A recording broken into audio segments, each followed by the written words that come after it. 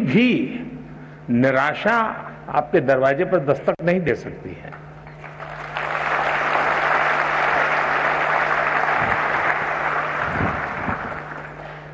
Honorable Prime Minister, sir, thank you for giving us the mantra to think, observe and believe. However tall the summit, we assure you that we will never give up. माननीय प्रधानमंत्री जी, अपनी कला, संस्कृति और परंपराओं के लिए प्रसिद्ध खम्मम तेलंगाना से यादा अनुषा, जो कि 12वीं कक्षा की छात्रा हैं, आपसे अपने प्रश्न का समाधान चाहती हैं। अनुषा, कृपया अपना प्रश्न पूछिए। माननीय प्रधानमंत्री जी नमस्कार, मेरा नाम यादा अनुषा है। मैं गवर्नमेंट जूनियर कॉलेज नागुलंजा में 12 कक्षा पढ़ रही हूँ। मैं खम्मम जिले तेलंगाना से हूँ। सर, मेरे सवाल यहाँ है कि जब शिक्षक हमें पढ़ाते हैं तो हम समझ जाते हैं, लेकिन कुछ समय या कुछ दिनों के बाद हम भूल जाते हैं। कृपया इसके बारे में मेरी मदद करें। धन्यवाद सर। धन्यवाद अनुषा। मान्यवर, हमें एक अन्य प्रश्न नमो ऐप के माध्यम से प्राप्त हुआ है, जिसमें प्रश्नकर्ता गायत्री सक्सेना जानना चाहती है, परीक्षा देते समय उनके साथ अक्सर ऐसा होता है, जो पढ़े और याद किए हुए विषय हैं वो भी परीक्षा हॉल में भूल जाते हैं, जबकि परीक्षा से पहले या परीक्षा के बाद साथियों से बात करते समय उन्हें वही जवाब ध्यान में रहता है। ऐसी स्थिति को बदलने के लिए क्या करना चाहिए? मान्यवर, अनुषा एवं गायत्री सक्सेना के जैसे प्रश्न अनेक अन्य लोगों के मन में भी है, जिनका संबंध स्मरण शक्ति से है। कृपया इस दिशा में मार्गदर्शन कर कृतार्थ करें। माननीय प्रधानमंत्री जी।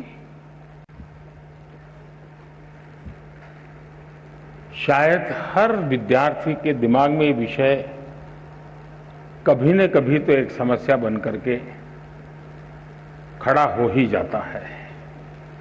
हर एक को लगता है कि मुझे याद नहीं रहता है, ये मैं भूल गया। लेकिन आप अगर देखेंगे, इवन एग्जाम के टाइम पर अचानक ऐसी चीजें आपकी निकलने लगेगी कि आपको कभी एग्जाम के बाहर, अरे मैंने तो पिछले हफ्ते भर में कभी इस विषय को छुआ नहीं था, अचानक क्वेश्चन आ गया, लेकिन मेरा जवाब बहुत अच्छा हो गया। मतलब कहीं पर स्टोर था, आपका भी ध्यान नहीं था, अंदर स्टोर था। और वो स्टोर क्यों था? क्योंकि जब वो भर रहे थे तब दरवाजे खुले थे, कपबोर्ड खुला हुआ था, इसलिए अंदर वो गया। अगर कपबोर्ड बंद होता, कितना ही पड़ोसते, कुछ नहीं जाता। और इसलिए कभी कभी ध्यान शब्द ऐसा है कि लोग उसको योगा, मेडिटेशन, हिमालय, ऋषि, मुनि वहां जोड़ देते हैं। मेरा बड़ा सिंपल सा मत है, ध्यान का मतलब क्या है? अगर आप यहां आए, लेकिन अभी आप सोते होंगे कि मम्मी घर पे टीवी देखती होगी, वो ढूंढती होंगी मैं किस कोने में बैठा हूं। मतलब आप यहां नहीं है, आप घर में है। आपके दिमाग में यही है कि मम्मी टीवी देखती होगी कि नहीं देखती होगी, मैं यहां बैठा हूं, वो उनको नजर आया होगा कि नहीं आया होगा। आपका ध्यान यहां होना चाहिए था, लेकिन आपका ध्यान वहां है, मतलब आप बेध्यान है। अगर आप यहां है तो आप ध्यान में है, आप वहां है तो आप बेध्यान है। और इसलिए ध्यान को इतनी सरलता से जीवन में स्वीकार कीजिए, आप इतनी सरलता से स्वीकार कीजिए। ये कोई बहुत बड़ा साइंस है और कोई बहुत बड़ा नाक पकड़ करके हिमालय में जाके बैठना पड़ता है, ऐसा नहीं है जी। बहुत सरल है। आप उस पल को जीने की कोशिश कीजिए। अगर उस पल को आप जी भर के जीते हैं तो वो आपकी शक्ति बन जाता है।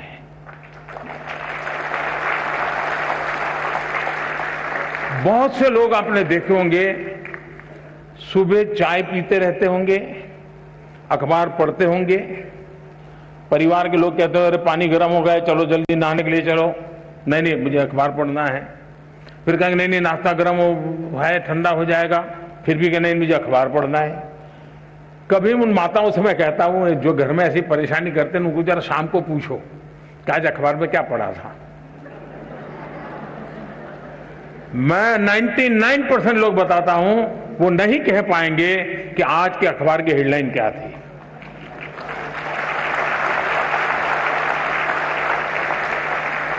क्यों? वो न जागरूक है, न वो उस पल को जी रहा है। वो आदतन पन्ने घुमा रहा है, आंखें देख रही हैं, चीजें पढ़ी जा रही हैं, कुछ भी रजिस्टर नहीं हो रहा है। और अगर रजिस्टर नहीं हो रहा है तो मेमोरी चिप में जाता नहीं है। और इसलिए आपके लिए पहली आवश्यकता यह है, आप जो भी करें उससे उस वर्तमान को, और मेरा अभी भी मत है कि परमात्मा की इस सृष्टि को सबसे बड़ी कोई सौगात है। अगर मुझे कोई पूछेगा तो मैं कहूंगा वो सौगात वर्तमान है। जो इस वर्तमान को जान पाता है, जो इस वर्तमान को जी पाता है, जो इस वर्तमान को आत्मसात कर पाता है, उसके लिए भविष्य के लिए कभी भी क्वेश्चन मार्क नहीं होता है।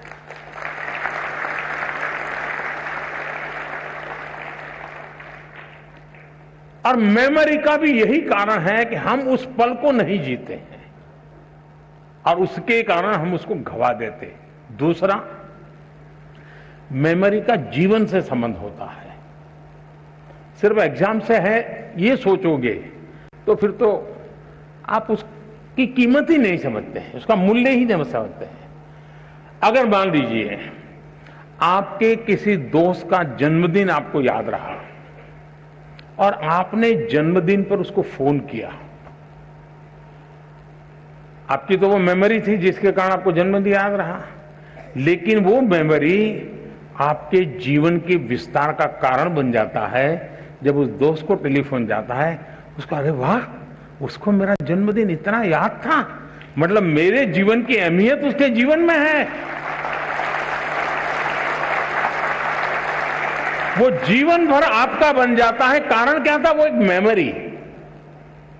मेमोरी जीवन के विस्तार का बहुत बड़ा कैटलिक एजेंट है।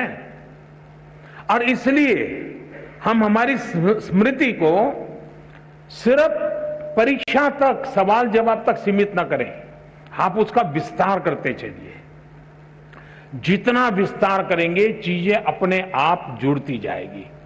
दूसरा, आप कभी 2 बर्तन लीजिए, 2 बर्तन में पानी भरिए, पानी भर करके उसके अंदर एक कॉइन रखिए, दोनों में। पानी शुद्ध है, स्वच्छ है, दोनों एक ही प्रकार का पानी है, दोनों एक ही प्रकार के बर्तन है, दोनों एक ही प्रकार के उसमें कॉइन है, और आप उसको देखिए। लेकिन एक बर्तन है जो हिल रहा है, पानी इधर उधर हो रहा है, नीचे कॉइन है। दूसरा स्थिर है। आप देखेंगे कि जो स्थिर पानी वाला कॉइन है वो आपको परफेक्ट दिखता है, हो सकता है उस पर लिखी हुई चीज भी दिखाई दे, और जो पानी हिल रहा है वहां पर भी वही कॉइन, वही साइज है, उतना ही गहरा है, लेकिन दिखता नहीं। क्यों? पानी हिल रहा है, बर्तन हिल रहा है। अगर मन भी ऐसे डोलता रहे और हम सोचें कि उसमें कॉइन जो है मुझे दिखाई देगा, आपने देखा होगा एग्जाम में आपकी समस्या ये होती है, क्यों देखो ये बगल वाला तो ऊपर देखता नहीं, लिखता ही रहता है, अब मैं पीछे रह जाऊंगा, उसको ना, यानी दिमाग उसी में लगा पड़ा है। आपका दिमाग इतना हल डोल कर रहा है कि जो भीतर मेमोरी रूपी जो कॉइन है ना, आपको वो दिखता ही नहीं है। एक बार मन को स्थिर कर लीजिए। मन को स्थिर करने की दिक्कत है तो जरा डीप ब्रीथिंग कर लीजिए। 3-4 बार गहरी सांस लीजिए, एकदम सीना तान करके आंख बंद करके कुछ पल बैठिए। मन स्थिर हो जाते ही वो कॉइन जैसे दिखने लगता है। आपके मेमोरी के भीतर पड़ी हुई चीज यूं ही उभर करके आना शुरू हो जाती है। और इसलिए ईश्वर ने जिसकी मेमोरी ज्यादा है उसको कोई एक्स्ट्रा एनर्जी दी है, ऐसा नहीं है जी। हम सबको, हमारे सबका जो इंटरनल प्रोडक्ट है ना, परमात्मा ने बहुत ढंग से बनाया हुआ है। हम किसको पनवाते हैं, किसको बढ़ाते हैं, उस पर निर्भर करता है। तो आप इसको बहुत आसानी से कर सकते हो। आप में से जो लोग पुराने शास्त्रों को जानते होंगे, कुछ तो कभी YouTube पर भी कुछ चीजें अवेलेबल होती हैं। कुछ शताब्दानी लोग होते हैं, उनको एक साथ 100 चीजें याद आती है। हमारे देश में ये चीजें कभी कभी इसकी बड़ी प्रचलन हुआ करती थी। तो हम इसको ट्रेन कर सकते हैं, अपने मन को भी ट्रेन कर सकते हैं। लेकिन मैं आज, आप परीक्षा में जा रहे हैं इसलिए मैं उस दिशा में आपको नहीं ले जाऊंगा, लेकिन मैं कहता हूं मन स्थिर रखिए। आप अपने पास पर चीजें पड़ी हैं, वो अपने आप आना शुरू हो जाएगी, आपको वो दिखना शुरू हो जाएगी, आपका उसका स्मरण होना शुरू हो जाएगा और वही बहुत बड़ी ताकत बन जाएगा।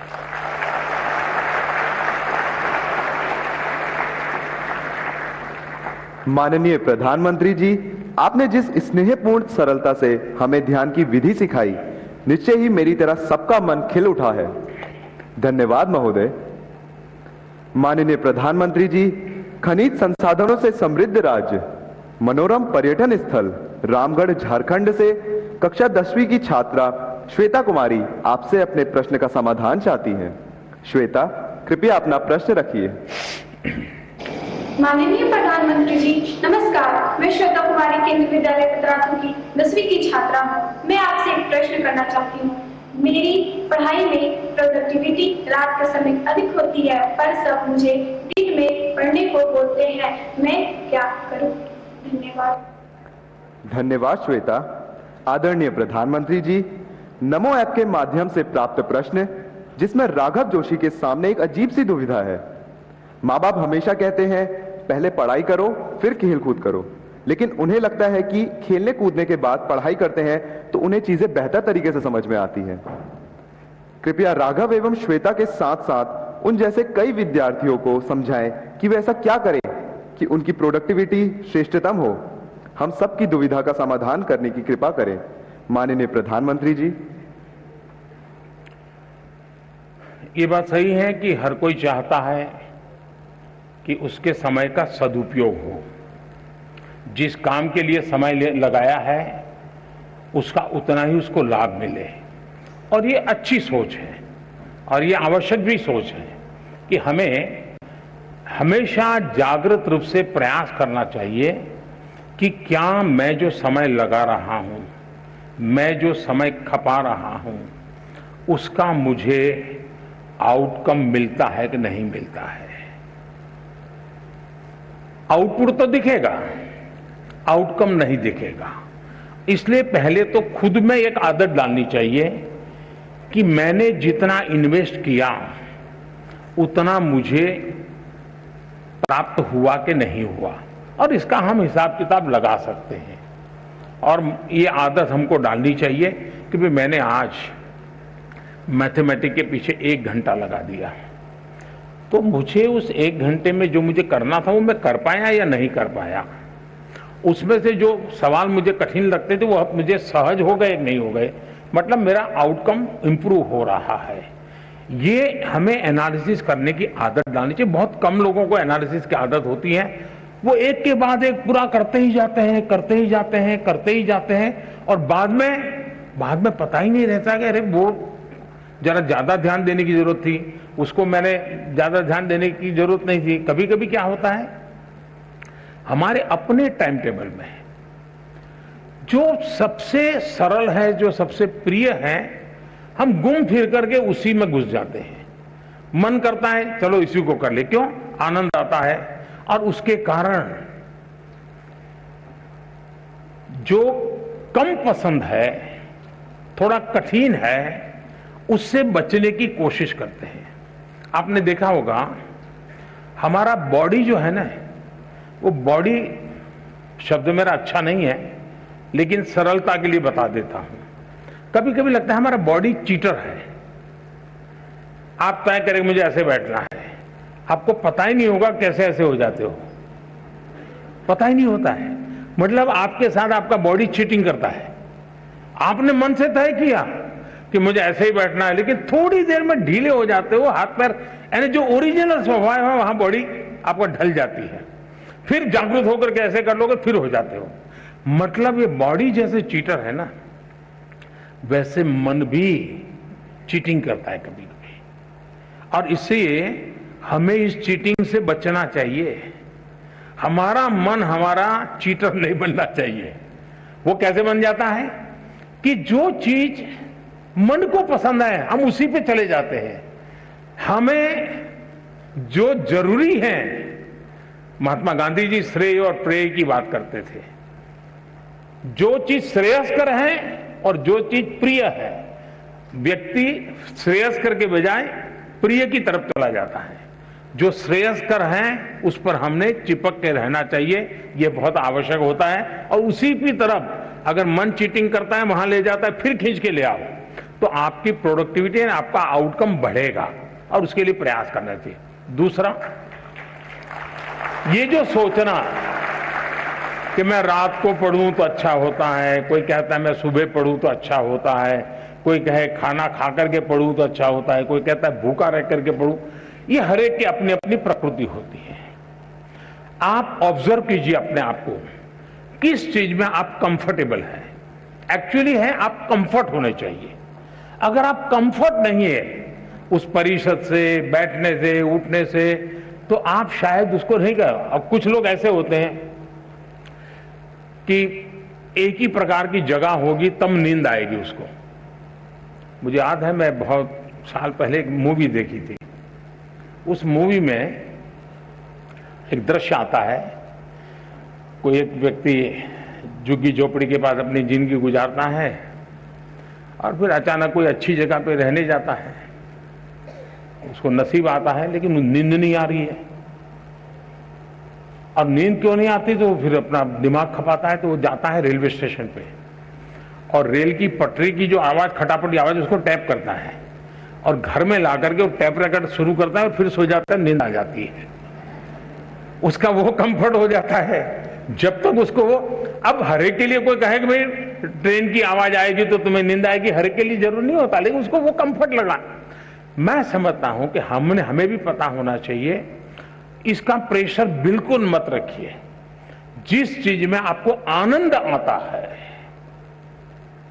आपको कम से कम उसके लिए अपने आप को एडजस्ट करना पड़ता है, वो रास्ता छोड़ने की जरूरत नहीं है। लेकिन उस कंफर्ट अवस्था में भी आपका काम है आपकी पढ़ाई, आपका काम है मैक्सिमम आउटकम, उसमें से जरा भी हटना नहीं है। और मैंने देखा है लोग कैसे काम करते हैं। कभी कभी हम सुनने को तो अच्छा लगता है कि फलाना व्यक्ति 12 घंटे काम करता है, 14 घंटे काम करता है, 18 घंटे काम करता है, सुनना अच्छा लगता है। लेकिन एक्चुअली 18 घंटे काम करना क्या होता है, मेरे जीवन में एक बहुत बड़ा लेसन है। मैं जब गुजरात में था तो केका शास्त्री जी करके एक बहुत बड़े विद्वान थे। स्वयं तो 5वीं 7वीं कक्षा तक ही पढ़े थे, लेकिन अनेक ग्रंथ लिखे थे उन्होंने, दर्जनों ग्रंथ लिखे थे, और वो पद्म सम्मान से भी सम्मानित थे। वो जीवित रहे थे 103 साल, और जब मैं वहां था तो मैंने उनकी शताब्दी का ऑफिशियल कार्यक्रम सरकार का किया था। मेरा उनके साथ बड़ा निकट रिश्ता जैसा था, बड़ा प्यार रहता था मुझ पर उनका। तो मैं बहुत साल पहले, तब तो मैं मुख्यमंत्री भी नहीं था, तो हमने एक बार कार्यक्रम बनाया कि उनको लेकर के राजस्थान के तीर्थ क्षेत्रों पर मैं उनको दर्शन करने के लिए ले जाऊंगा। तो मैं उनको लेकर के चला, तो हम एक व्हीकल में थे सब लोग। मैं देखता था कि उनके पास बहुत कम लगेज था, लेकिन उसमें भी ज्यादा लगेज उनकी लिखने पढ़ने की चीजें थी। कहीं रेलवे का क्रॉसिंग आता था तो बंद हो जाता था, रुक जाना पड़ता था जब तक ट्रेन पारित नहीं होती, वो दरवाजा खुलता नहीं था, आगे बढ़ते नहीं थे। अब उस समय हम क्या करते हैं, हम या तो नीचे उतर के थोड़े टहलेंगे या कोई सिंह चना बेचता होगा तो लेकर के खाएंगे। हम अपना समय, मैं देखता था कि जैसे ही खड़ी हुई गाड़ी वो अपने थैले में से कागज निकालते थे और एकदम से लिखना शुरू कर। तब उनकी उम्र मैं समझता हूं 80 तो करीब पहुंच गई होगी। यानी समय का कैसे उपयोग करना, आउटकम किसको कहते हैं, मैं इतनी बारीकी से उनको देख रहा था। और शायद तीर्थ यात्रा के समय में रिलैक्स रहना, घूमना फिरना, देखना, बातें सारा बाजू में अपना काम करते ही रहना, किसी भी परिस्थिति में करते रहना, मैं समझता हूं ये बहुत आवश्यक होता है। जीवन में इसे बहुत कुछ मिलता है।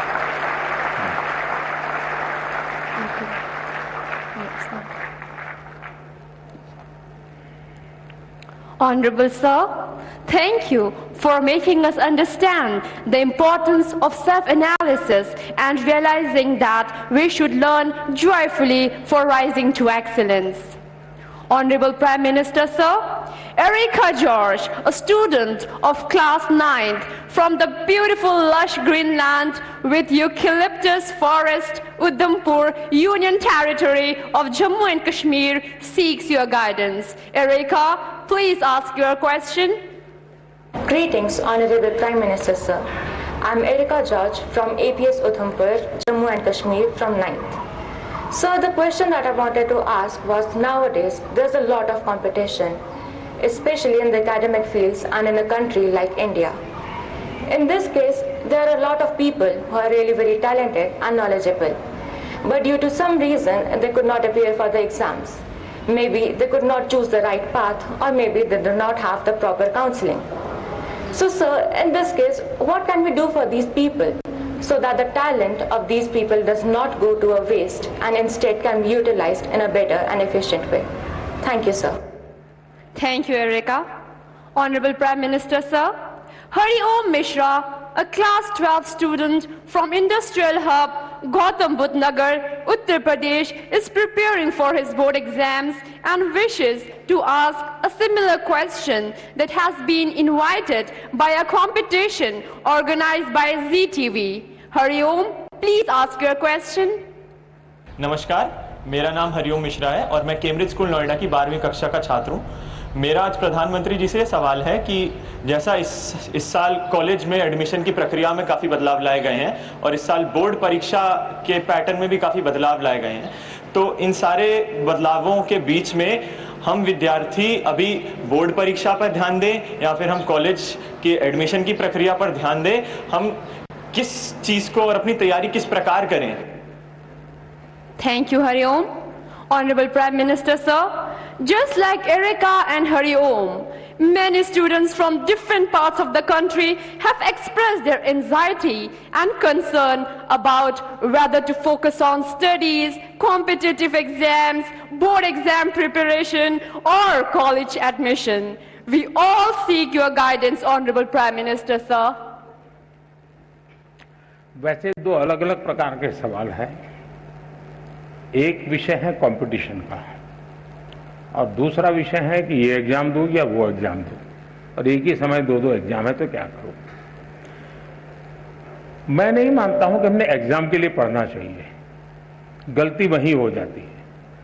मैं इस एग्जाम के लिए पढ़ूंगा, फिर मैं इस एग्जाम के लिए पढ़ूंगा, इसका मतलब हुआ कि आप पढ़ नहीं रहे हैं, आप उन जड़ी बूटियों को खोज रहे हैं जो आपका काम आसान कर दें। और शायद इसी के कारण हमारे लिए अलग अलग एग्जाम अलग लगते हैं, कठिन लगते हैं। हकीकत ये है कि जो भी हम पढ़ रहे हैं उसको पूर्ण रूप से हम पूरी तरह उसको आत्मसात करेंगे, फिर वो बोर्ड का एग्जाम है या एंट्रेंस एग्जाम है या जॉब के लिए कोई इंटरव्यू या एग्जाम है, कहीं पर भी हो सकता है एग्जाम। अगर आपने अपनी शिक्षा का पूर्ण रूप से एक साक्षात्कार किया है, आत्मसात की है, तो आपको एग्जाम का रूप क्या है वो रुकावट नहीं बनता है। और इसलिए अपने आप को एग्जाम के लिए तैयार करने के दिमाग खपाने के बजाय अपने आप को योग्य शिक्षित व्यक्ति बनाने के लिए, विषय को मास्टर बनने के लिए हम मेहनत करें। फिर परिणाम जो मिलेगा सो मिलेगा। जहां पहली आएगी वो उसको पहले मुकाबला करेंगे, जब दूसरा आएगा दूसरे से मुकाबला करेंगे। लेकिन मुकाबला इसलिए करते हैं कि अब जो मैंने खिलाड़ी आपने देखा होगा, वो खिलाड़ी खेल के अंदर पारंगत होता है, किस लेवल की गेम के लिए खेलना है उसके लिए नहीं करता मेहनत। फिर वो तहसील में खेलेगा तो वहां अपना कर्तव्य दिखाएगा, डिस्ट्रिक्ट में खेलेगा वहां कर्तव्य दिखाएगा, नेशनल खेलेगा वहां कर्तव्य दिखाएगा, इंटरनेशनल खेलेगा वहां कर्तव्य दिखाएगा, और खुद भी इवॉल्व होता जाएगा। और इसलिए मैं मानता हूं कि हम फलानी एग्जाम के लिए ये जड़ी बूटी, उस एग्जाम के लिए ये जड़ी बूटी, उस चक्कर से निकल करके मेरे पास ये संपुट है, मैं लेकर के जा रहा हूं। अगर मैं वहां से निकला तो ठीक है, नहीं निकला तो मैं कोई और रास्ता ढूंढ लूंगा। तो मुझे लगता है कि एक तो इसमें ये सोचना चाहिए। दूसरा, कंपटीशन। देखिए दोस्तों, कंपटीशन को हम जीवन की सबसे बड़ी सौगात मानना चाहिए। अगर कंपटीशन नहीं है तो जिंदगी किस चीज की जी? फिर तो हम ऐसे ही खुश रहेंगे, वाह कोई कुछ नहीं है, हम है बस। ऐसा नहीं होना चाहिए। सचमुच में तो हमने कंपटीशन को इनवाइट करना चाहिए, तभी तो हमारी कसौटी होती है। मैं तो कहूंगा घर में भी कभी छुट्टी का दिन है, पढ़ना नहीं है, एग्जाम नहीं, कुछ नहीं है, तो भाई बहन बैठ करके कंपटीशन लगाओ। तुम 4 रोटी खाते हो, मैं 5 खाता हूं, तुम 5 खाते हो, मैं 6 खाता हूं। अरे करो तो कंपटीशन।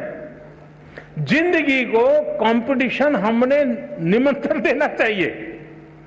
कंपटीशन जिंदगी को आगे बढ़ाने का एक अच्छा माध्यम होता है, जो हमें अपना भी इवैल्यूएशन करने लगता है। दूसरा, मैं जिस पीढ़ी का हूं या आपके माता पिता जिस पीढ़ी के हैं, उनको वो चीजें नसीब नहीं थी जो आपको नसीब हो रही है।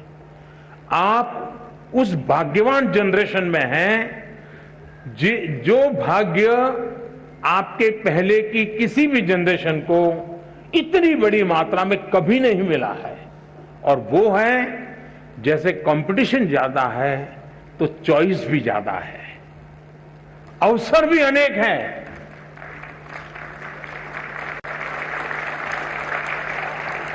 आपके परिवार में इतना अवसर नहीं थे। आपने देखा होगा, 2 किसान हो, मान लीजिए उसकी भी 2 एकड़ भूमि है, इसकी भी 2 एकड़ भूमि है, लेकिन एक किसान है, चलो भाई गुजारा करना है, गन्ना की खेती करते रहो, अपना गुजारा चल जाएगा। दूसरा किसान है, वो सोचता है नहीं 2 एकड़ भूमि है, ऐसा करूंगा, 1/3 ये करूंगा, 1/3 ये करूंगा, 1/3 ये करूंगा, पिछली साल ये किया था तो इस बार ये करूंगा, ये 2 चीजें नहीं करूंगा। आप देखेंगे कि वो जो 2 एकड़ भूमि में ही ऐसे ही आराम से बैठा हुआ गुजारा कर लेता है। जिंदगी ठहर जाती है। जो रिस्क लेता है, प्रयोग करता है, नई चीज लेता है, नई चीज जोड़ता है, वो इतना आगे बढ़ जाता है कि जिंदगी में कहीं रुकने का नाम नहीं लेता है। वैसा ही हमारे जीवन में है।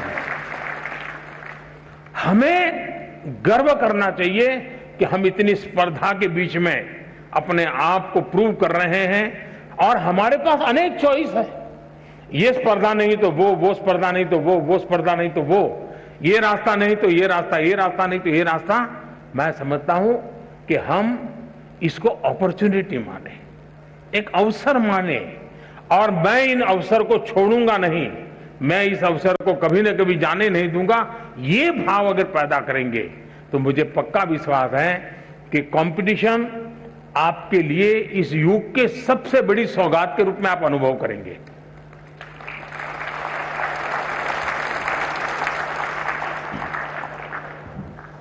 माननीय प्रधानमंत्री जी, आपने हमें ज्ञान को आत्मसात करने की प्रेरणा दी, जिससे जीवन में सफलता मिलती है।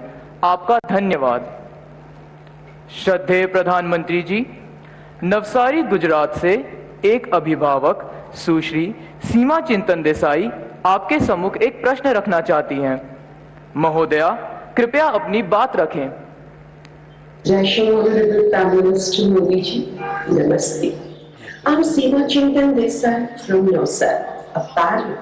Sir, आप इतने सारे यंगस्टर्स के आइकन हो, रीजन आप सिर्फ बोलते हैं और जो बोलते हो वो करके दिखाते हो। सैल्यूट्स। सर, एक प्रश्न है। भारतीय ग्रामीण अंचल की बालिकाओं हेतु अनेक योजनाएं चल रही हैं।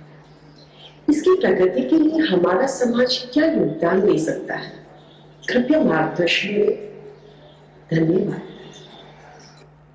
धन्यवाद महोदया। मान्यवर सीमा चिंतन देसाई जी ग्रामीण क्षेत्र की बालिकाओं की शिक्षा को लेकर चिंतित हैं और श्रीमान से जानना चाहती है कि इस दिशा में आपके मंतव्य क्या हैं। माननीय प्रधानमंत्री जी। वैसे मैं समझता हूं कि स्थितियां काफी बदली हैं। पहले के समय में जब शिक्षा की बात आती थी तो माँ बाप को लगता था कि बेटे को पढ़ाना चाहिए। अपने लिमिटेड संसाधन से भी उनको लगता था कि इतने ही स्थिति है, चलो बच्चा पढ़ेगा तो कुछ कमाएगा। और कभी कभी कुछ माँ बाप ये भी कह देते थे, अरे बेटी को पढ़ा के क्या करना है भाई, उसको नौकरी थोड़ी करवानी है, अब वो तो अपना ससुराल जाएगी, वो अपना जिंदगी का गुजारा कर लेगी। ये मानसिकता का कोई एक कालखंड था। हो सकता है आज भी कुछ गांवों में कहीं पर इस प्रकार की मानसिकता बची हुई होगी, लेकिन बाय एंड लार्ज आज स्थितियां बदली है और समाज बेटियों के सामर्थ्य को जानने में अगर पीछे रह गया तो वो समाज कभी आगे नहीं बढ़ सकता।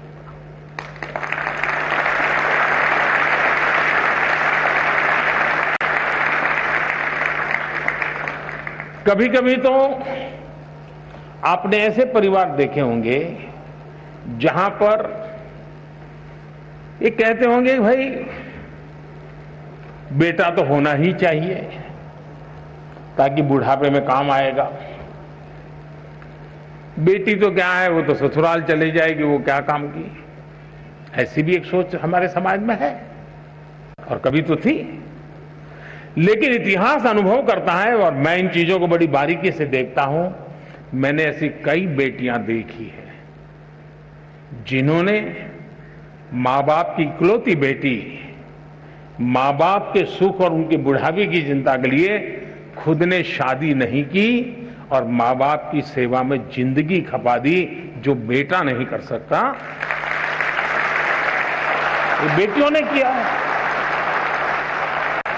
और मैंने ऐसे भी परिवार देखे हैं कि घर में 4 बेटे हैं, 4 बेटों को 4 बंगला है, सुख चैन की जिंदगी है, दुख कभी देखा नहीं है, लेकिन माँ बाप वृद्धाश्रम में जिंदगी गुजार रहे हैं। ऐसे भी बेटे मैंने देखे। इसलिए पहली बात है, समाज के अंदर बेटे बेटी एक समान, कोई भेदभाव नहीं, ये आज के युग की अनिवार्यता है और हर युग की अनिवार्यता है। और भारत में कुछ विकृतियां आई हैं, आने के कुछ कारण रहे होंगे, लेकिन ये देश गर्व कर सकता है। अगर गवर्नेंस की बात याद करें तो किसी जमाने में अहल्या देवी का नाम आता था बेस्ट गवर्नेंस के रूप में। कभी वीरता की बात आए तो रानी की झांसी लक्ष्मीबाई का नाम आता था वीरता के लिए। बेटियां ही तो थी। यानी कोई युग ऐसा नहीं होगा। और हमारे यहां तो विदुषी ज्ञान का भंडार बेटियों ने करके दिखाया है। तो पहले तो हमारी अपनी मानसिकता, दूसरा आज स्थिति बदली हुई है।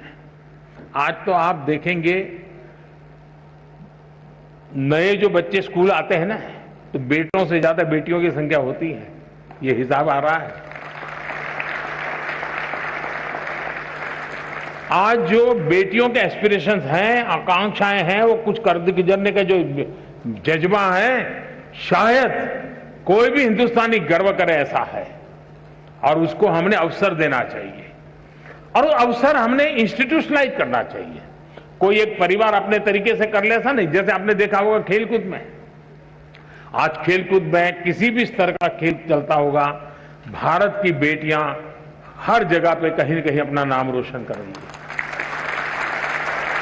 विज्ञान का क्षेत्र देखिए, इतने बड़े बड़े अचीवमेंट विज्ञान के आते हैं, तो देखोगे तो उसमें आधे से अधिक तो हमारी बेटियों ने कुछ न कुछ पराक्रम किया होता है विज्ञान के क्षेत्र में। आप 10वीं 12वीं के रिजल्ट देख लीजिए, बेटों से ज्यादा बेटियां ज्यादा मार्क्स लाती है, पढ़ने की पास होने वाली संख्या बेटियों की ज्यादा होती है। तो आज हर परिवार के लिए बेटी एक बहुत बड़ी एसेट बन गई है, बहुत बड़ा परिवार की शक्ति बन गई है। और ये बदलाव अच्छा है। ये बदलाव जितना ज्यादा होगा उतना लाभ होगा। अब आप देखिए, तो गुजरात से ही हैं जिन्होंने सवाल पूछा है। गुजरात में जैसे पंचायती राज व्यवस्था, अच्छी पंचायती राज व्यवस्था है, 50% इलेक्टेड बहनें हैं। कानूनन व्यवस्था है कि 50%, लेकिन एक्चुअली चुनाव के बाद स्थिति ये बनती है कि चुनी हुई महिलाओं की संख्या 53%, 54%, 55% है।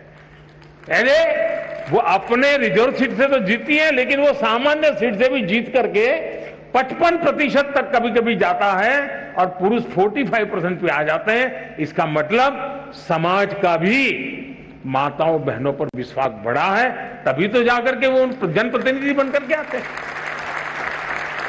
जब आज हम आजादी का अमृत महोत्सव मना रहे हैं, आज हिंदुस्तान की पार्लियामेंट में सबसे ज्यादा, आज तक के कालखंड की सबसे ज्यादा विमेन एमपी है।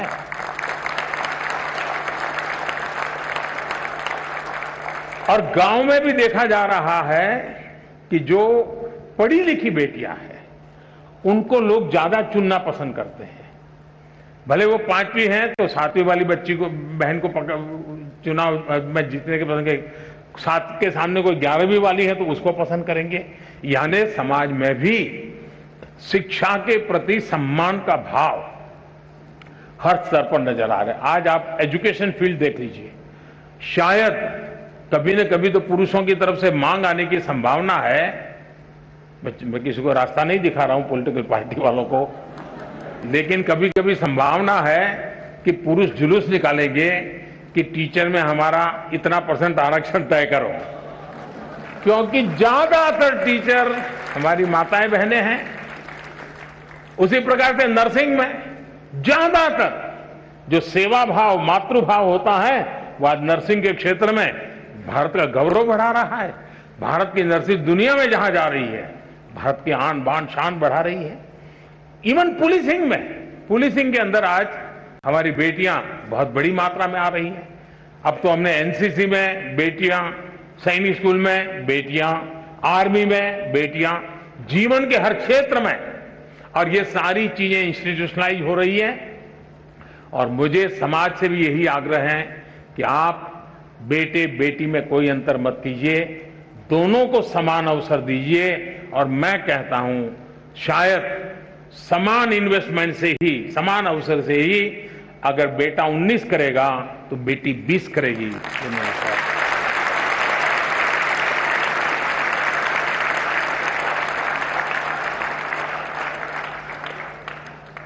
श्रद्धेय प्रधानमंत्री जी, बेटियां घर, समाज, राष्ट्र की शोभा है। उनकी आकांक्षाओं को आपकी प्रेरणा से नई उड़ान मिली है। आपका धन्यवाद। Honorable Prime Minister Sir, we are privileged and blessed to have received first-hand insights and inspiration from you today. Keeping in mind your valuable time, I now invite the 2 final questions. Dumpala Pavitra Rao, a class 12 student from Kendriya Vidyalaya Sector 8, R.K. Puram, New Delhi, is curious to know the answer to her question. Pavitra Rao, kindly ask your question.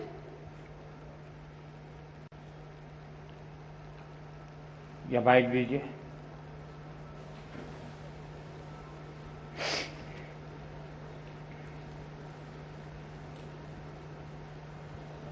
नमस्कार प्रधानमंत्री जी। नमस्कार। मैं पवित्रा राव केंद्रीय विद्यालय sector 8 Ramakrishnapuram नई दिल्ली में 12वीं कक्षा की हूँ।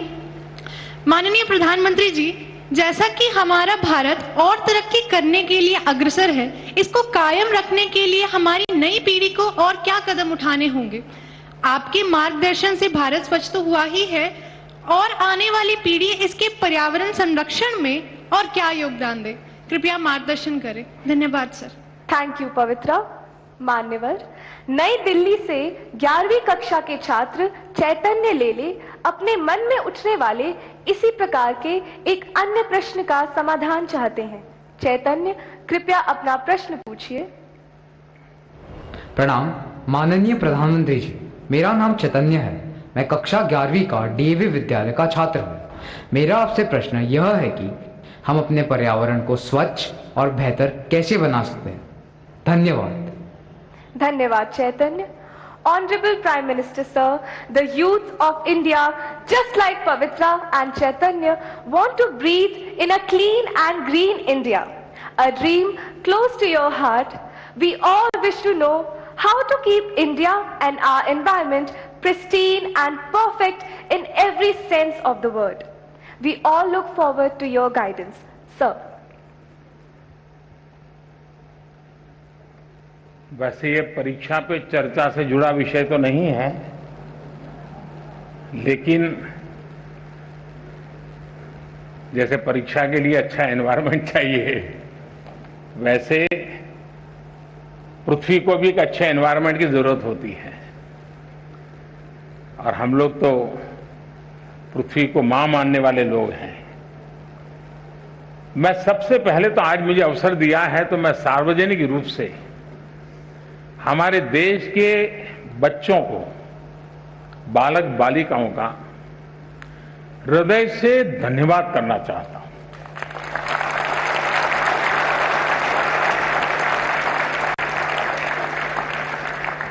और मैं अनुभव करता हूं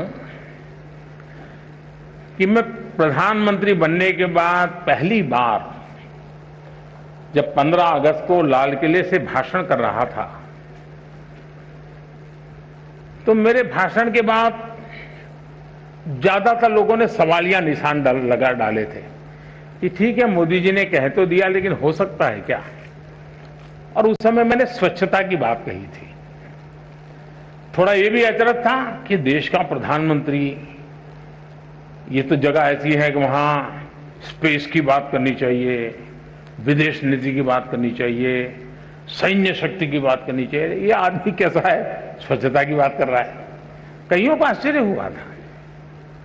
लेकिन जो भी आशंकाएं व्यक्त की गई थी, उन सबको गलत सिद्ध करने का काम अगर किसी ने किया हो, या स्वच्छता के मेरे भावना को 4 चांद लगाने का अगर किसी ने काम किया हो, तो वो मेरे देश के बालक बालिकाओं ने किया है।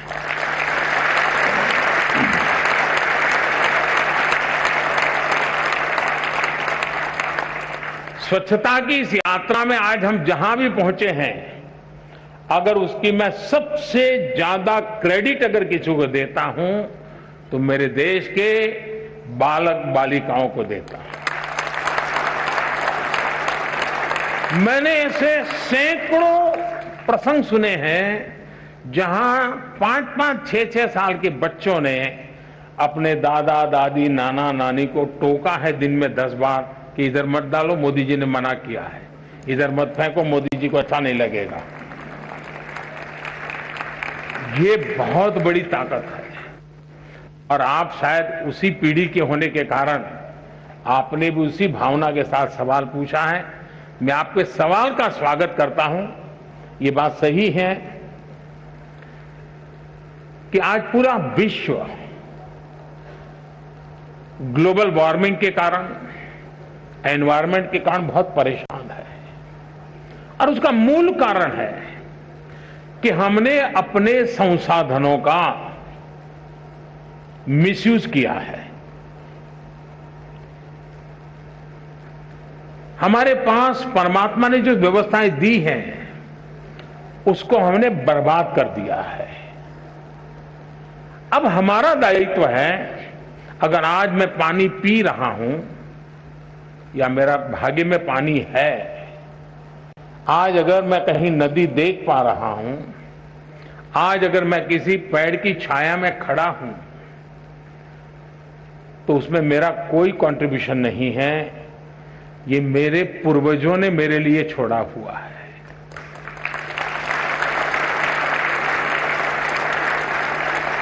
जिस चीज को आज मैं उपभोग कर रहा हूं वो मेरे पूर्वजों ने मेरे लिए दिया है। क्या मेरे बाद की पीढ़ी को मुझे भी कुछ देना चाहिए कि नहीं देना चाहिए? देना चाहिए कि नहीं देना चाहिए? अगर मैं बचाऊंगा नहीं तो दूंगा क्या? और इसलिए जैसे हमारे पूर्वजों ने हमें दिया उनका ऋण स्वीकार करने के लिए और हमारी आगे की पीढ़ी को देने के लिए जिम्मेवारी स्वीकार करते हुए हमने अपना दायित्व निभाना चाहिए। ये हमारा कर्तव्य है। अब ये कोई सरकारी कार्यक्रम से सफल नहीं होता है। जैसे मान लीजिए मैं कहता हूं कि भाई सिंगल यूज प्लास्टिक, इससे बचना चाहिए, लेकिन हमारे ही परिवार में भाषण भी हम करते हो सिंगल यूज प्लास्टिक से बचना चाहिए, लेकिन शादी का कार्ड अगर हम किसी ने का आता है घर में देखते हैं तो उस पर एक प्लास्टिक का बहुत सुंदर रैपर करके आता है, हम निकाल करके फेंक देते हैं। अब ये हम जो सोचते हैं उसके विपरीत है। तो सहज स्वभाव कैसे बने? कम से कम मेरे परिवार में मैं सिंगल यूज प्लास्टिक बिल्कुल हमारे घर में उपयोग नहीं करने दूंगा। तो हम एनवायरनमेंट के लिए कुछ कुछ मदद कर रहे हैं। और अगर देश के सभी बच्चे इस काम को करने लग जाएं तो फिर आज जो हमारे, आपने देखा होगा, मैं गुजरात में पशु आरोग्य मेले लगा रहा था जब मैं मुख्यमंत्री था, और पशु आरोग्य मेले लगाता तो आपको हैरानी होगी, मैं गुजरात के अंदर पशुओं की दांत की ट्रीटमेंट, डेंचर ट्रीटमेंट करवाता था, पशुओं को मोतीबिंदु होता है, मोतीबिंदु का काम करता था, और कुछ पशुओं के ऑपरेशन करने पड़ते थे। तो मैं एक बार एक गाय देखा, उसके पेट में से कम 40 केजी प्लास्टिक निकला था। अब ये मानवता के विरुद्ध का काम है। अगर ये हमारे अंदर संवेदना पैदा होती है कि मुझे तो अच्छा लगता है, चलो भाई हल्की फुल्की थैली है लेकर के जाना अच्छा लगता है और फिर फेंक देता हूं, हमें अब यूज एंड थ्रो उस कल्चर से बचना पड़ेगा और हमें रीयूज, रिसाइकल, और ये भारत में कोई नया पर नहीं है, ये हमारे यहां तो सालों से परिवार में आदत रही हुई है। हम जितना ज्यादा संसाधनों का उपयोग करेंगे हम पर्यावरण को बर्बाद करेंगे। हम जितने संसाधनों का ऑप्टिमम यूटिलाइजेशन करेंगे हम पर्यावरण की रक्षा। अब आज देखिए हमारे इलेक्ट्रॉनिक गैजेट्स, ये भी पर्यावरण के लिए एक संकट बनते जा रहे हैं। आपने देखा होगा भारत सरकार ने अभी स्क्रैप पॉलिसी निकाली हुई ताकि जो पुरानी गाड़ियां हैं जो प्रदूषण पैदा करती है उनको खत्म करो, उसमें से भी कुछ कमाई करो और नई गाड़ी लाओ। उस दिशा में एक बहुत बड़ी मात्रा में काम चलने वाला है। उसी प्रकार से हम जानते हैं पानी का क्या महत्व है, पौधे का क्या महत्व है, प्रकृति का क्या महत्व है, हम उसके प्रति सेंसिटिव है क्या, और ये सहज स्वभाव बनाना चाहिए। अगर ये स्वभाव बनना है, आपने देखा होगा COP26 में मैंने एक विषय रखा था, यूके में कॉन्फ्रेंस हुई थी दुनिया की, और मैंने कहा था उसमें कि लाइफस्टाइल इज ए प्रॉब्लम, हमारी जो लाइफस्टाइल है, और इसलिए कहा कि एक मिशन लाइफ की आवश्यकता है। और मैंने मिशन लाइफ के लिए वहां शब्द तय किया था कि lifestyle for environment, life, LIFE। मैं समझता हूं कि हम भी अपने जीवन में, बहुत छोटी आयु है, 4 मंजिला मकान है, और हम भी लिफ्ट में जाते हैं, अरे हम कोशिश करें, हम चढ़ जाएंगे, क्या है, तो हमारा हेल्थ भी कभी फायदा होगा, हम एनवायरमेंट को मदद करेंगे। छोटी छोटी चीजें हम अपने जीवन में लाएंगे। और इसलिए मैंने कहा था कि हमें दुनिया में P3 मूवमेंट चलाने की जरूरत है, pro planet people, pro planet people. ये P3 मूवमेंट, उससे से ज्यादा लोग जुड़े और कॉन्शियस रहकर के इसको प्रयास करेंगे तो मैं समझता हूं कि हम चीजों को लाभ करेंगे। दूसरा, हम आज जब देश आजादी का अमृत महोत्सव मना रहा है, आजादी के 75 साल, आज की जो पीढ़ी है वो अपने जीवन की सबसे सफल पलों से गुजरती होगी, तब देश शताब्दी मनाता होगा। मतलब ये 25 साल आपकी जिंदगी का है, आपके लिए है।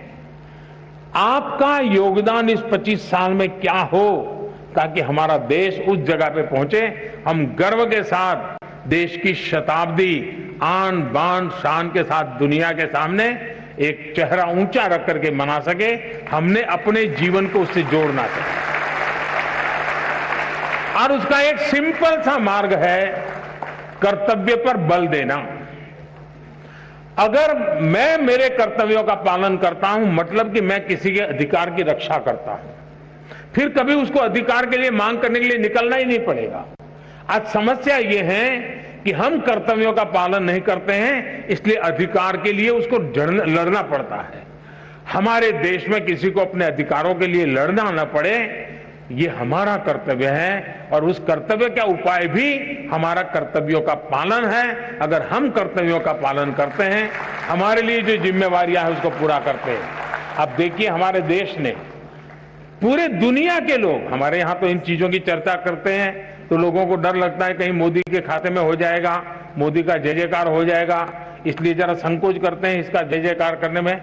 लेकिन जो हमारे यहां वैक्सीनेशन हुआ है, उसमें भी जब मैंने स्कूली बच्चों के लिए वैक्सीनेशन शुरू किया और जिस तेजी से हमारे देश में बच्चों ने दौड़ दौड़ करके वैक्सीन ले लिया, ये अपने आप में बहुत बड़ी घटना है।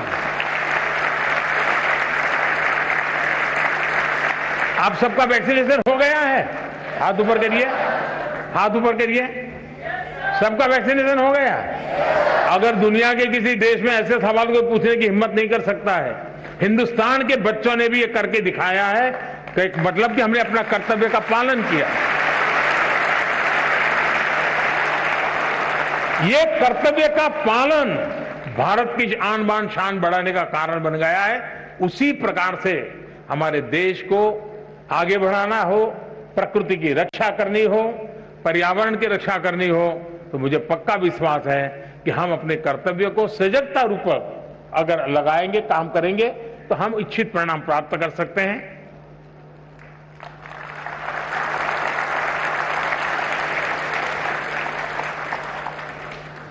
प्रधानमंत्री जी द्वारा परीक्षा पे चर्चा 2022 ने हमारे जैसे करोड़ों बच्चों, शिक्षकों, अभिभावकों की बेचैनी को उत्साह, उमंग एवं सफलता की ललक में बदल दिया।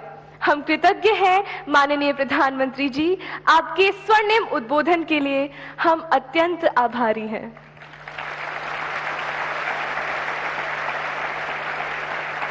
This brings us to the end of this splendid morning of inspiration and encouragement, of moments that will forever stay etched in our reminiscences. We express our heartfelt gratitude and thanks to Honorable Prime Minister Shri Narendra Modi ji for having spared his valuable time to be here with us and for inspiring us with his magnetic persona. Thank you so much, sir. आप सब, आपके announcer आ जाए यहाँ, सारे सबको बुला लीजिए। कुछ इधर आ जाए, कुछ इधर आ जाए। देखिए, आज मैं सबसे पहले तो इनको बधाई देना चाहता हूं। इन सब ने इतने बढ़िया तरीके से इन सारी चीजों को कंडक्ट किया है, कहीं पर भी आत्मविश्वास की कमी नजर नहीं आई।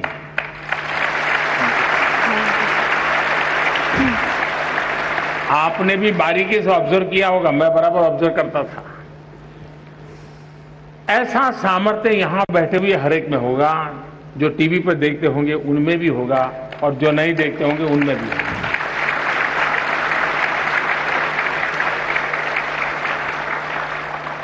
जीवन में जो सवाल के दायरे में नहीं है, लेकिन मैं जरूर कहना चाहूंगा कि हम सचमुच में जीवन में आनंद की अनुभूति करनी है तो अपने आप को एक क्वालिटी विकसित करने का प्रयास करना चाहिए। अगर उस विधा को हम डेवलप करेंगे तो आप हमेशा आनंदित रहेंगे, और वो है गुणों के पुजारी बनना। किसी में भी हम गुण देखते हैं, क्वालिटी देखते हैं, तो हम उसके पुजारी बनते हैं।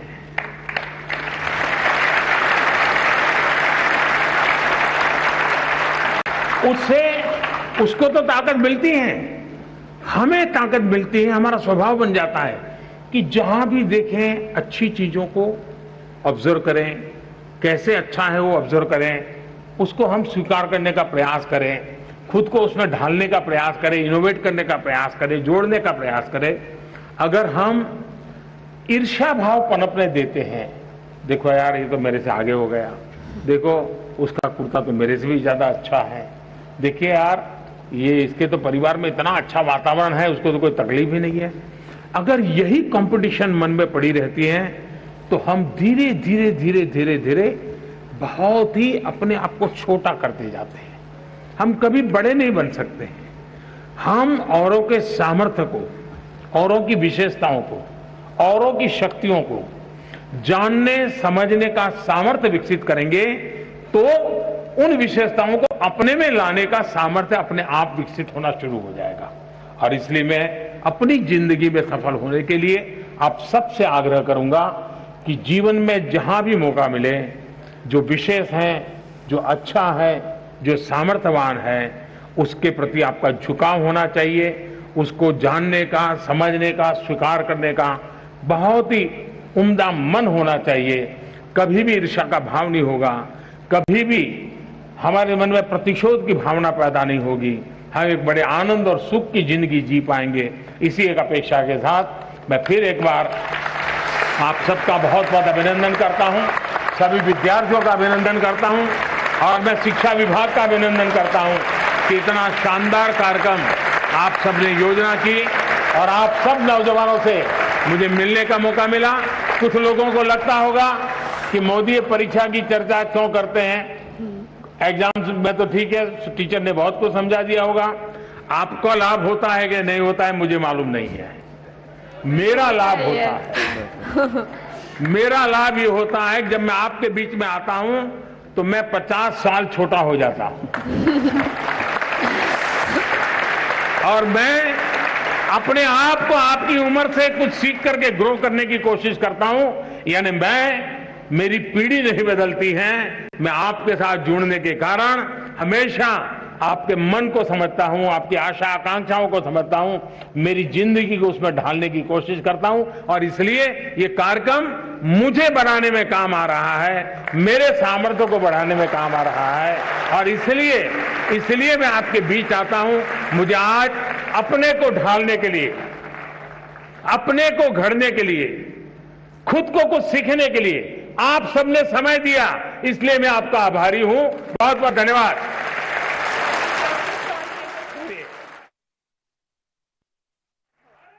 कहां से हो? सब बरेली। जिया श्रीवास्तव सर। जिया श्रीवास्तव। देवांग ब्रिजवासी। कहां से हो? नैनीताल, जीएनवी नैनीताल। पद्मा कहां से हो? ले लद्दाख। सृजन वर्मा सर, गया बिहार। चलिए, बहुत आनंद। धन्यवाद सर। धन्यवाद सर। Thank you sir.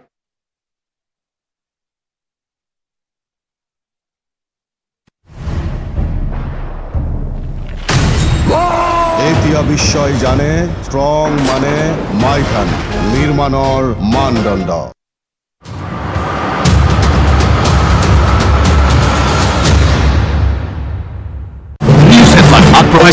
পেট চফা আয়ুর্বেদিক চূৰণ। পেট চফা প্ৰতিদিনে মজা।